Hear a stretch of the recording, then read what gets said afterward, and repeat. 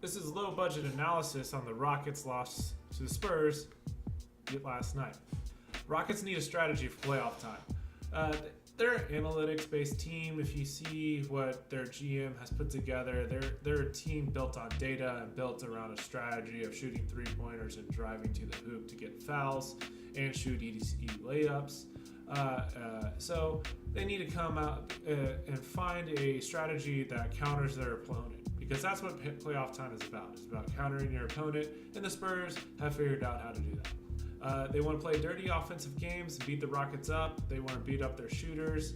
I'm not saying they're playing dirty as in like nasty. I'm saying dirty as in like it kind of can be ugly. It's not going to be very pretty. We're going to stretch out our offensive possessions. We're going to go at your shooters. We're going to make them move.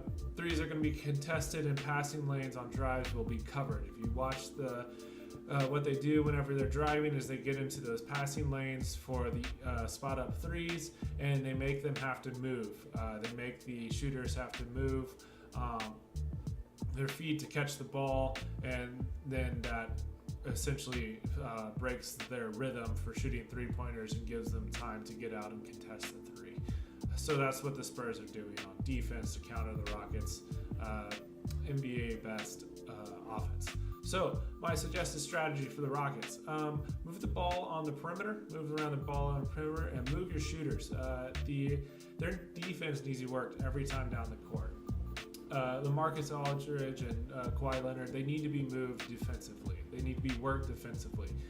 Too much, they're actually shying away from whoever is guarded by Leonard, and they're also letting LaMarcus Aldridge just cover the baseline shooter, and he essentially can just stand in one spot the whole defensive possession, which frees both of them up to be more active on the offensive end where they are hurting. They each had 30 points last night. Shoot mid-range jumpers to start the game.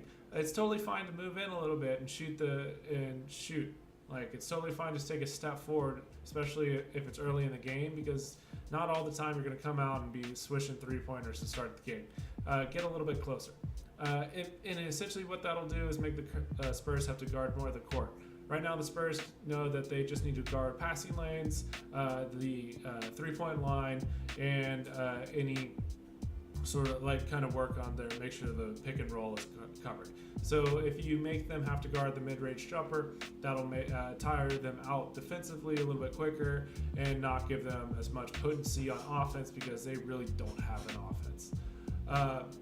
Stop worrying about the refs. It's like once the Rockets got emotional, and once James Harden was complaining about the refs, I mean, shoot, he even got a technical for complaining about calls to the refs.